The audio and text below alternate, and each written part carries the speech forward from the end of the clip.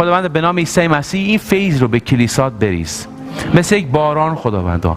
آنچه که میدونم سالها ایمان دارن یا میخوان ایمان بیارن، خداوند اونایی که تازه میخوان ایمان بیارن به نام عیسی مسیح از همین اول درست با قوت و فیض تو آشنا بشن خداوند، که اصلا یه ایماندارانی باشن که از روز اول شیطان از اونها بترسه. اما خداوند اونهایی که سالها اومدن و فقط به ایمان زندگی کردن، فقط که ما مسیحی هستیم، نجات آسمان رو داریم، خداوند این کافی نیست. باشه که با فیض تو آشنا بشن، با این هدیه تو، با این لطف تو آشنا بشن.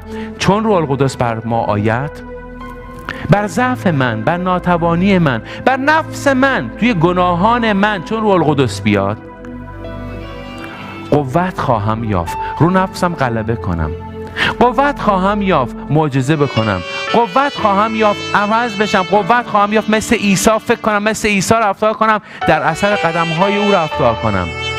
قوت خواهم یافت. خداوندا فیض عظیم تو بریزه و قوت عظیم دیده بشه در کلیسای تو برای جلال نام تو. با شکرگزاری به نام عیسی مسیح. آمین. آمین. آمین. خدای فیض و جلال بدیم. هللویا.